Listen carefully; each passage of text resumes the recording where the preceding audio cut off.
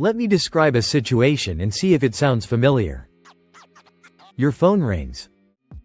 It's not small talk. It's not good news. It's another crisis. Someone needs to vent. Someone needs advice. Someone needs emotional support. You listen. You validate. You help them calm down. And when the call ends, you feel drained. But here's the strange part.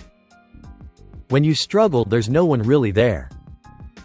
If you're always the therapist friend, the one people emotionally lean on, the one who understands everyone, this video is for you. Because being the therapist friend isn't just a personality trait. It's a psychological role, and it comes with a hidden cost. Today on Philosya, we're unpacking why some people become emotional caregivers in their friendships, how empathy turns into emotional labor, and why learning to step out of this role is not selfish, it's necessary. Section 1. Who is the therapist friend? The therapist friend is the one people trust with their deepest emotions. They're often described as so understanding, easy to talk to, the calm one, the fixer. They give advice. They listen without interrupting. They absorb emotional chaos quietly. But psychology shows something important. This role is rarely chosen consciously. It's learned. Section 2. The fixer identity. Many therapist friends develop what psychology calls a fixer identity. This identity forms when someone learns early on, my value comes from helping. I'm needed when I'm useful. Love follows emotional labor. Often this starts in childhood in homes where emotions were unstable, one parent needed support, conflict required mediation, or being mature meant survival, so empathy became a skill. And later, a role. Section 3. People-pleasing and emotional safety. A major driver behind the therapist friend role is people-pleasing. But not the surface-level kind. This is deeper. It's the belief that, if I don't show up emotionally, I'll be abandoned. If I set limits, I'll lose connection. So instead of boundaries, they offer availability. Instead of honesty, they offer understanding. Psychologically, this creates emotional imbalance. One person gives, the other unloads. Section 4. Emotional dumping versus healthy venting. Here's a critical distinction. Healthy venting is mutual, time-bound, respectful. Emotional dumping is repetitive, one-sided, boundary-less.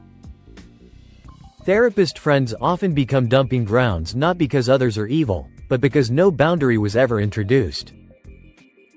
The body keeps the score. And over time, this leads to emotional exhaustion, irritability, numbness, quiet resentment. Section 5. Codependency and self-worth. In many cases, the therapist friend struggles with codependent patterns. Their self-worth becomes tied to being needed, being the strong one, being emotionally reliable. The problem?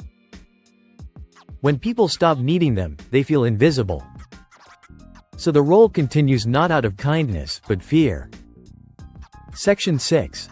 The nervous system cost. Listening to emotional distress activates your nervous system.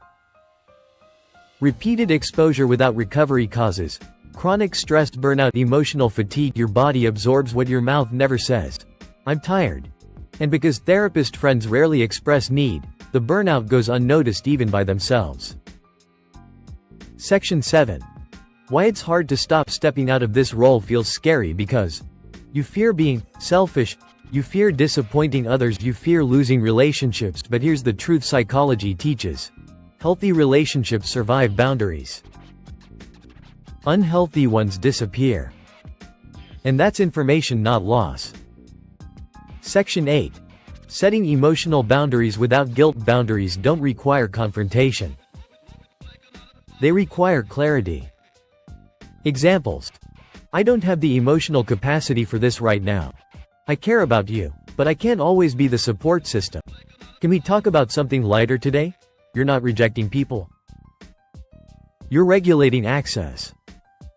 Empathy without limits becomes self-abandonment. Section 9. Reclaiming your identity. You are not responsible for managing other people's emotions. You're allowed to be quiet, be unsure, be supported, be human. Letting go of the therapist role doesn't make you cold. It makes you whole. If you're always the therapist friend, it doesn't mean you're weak. It means you learned to survive by caring. But survival patterns don't have to become life sentences. If this video felt personal or put words to something you've carried silently, then this channel was made for you. On Philosya, we explore the hidden psychology behind human roles, emotions, and patterns with honesty and depth. If you'd like more conversations like this, you're welcome to subscribe.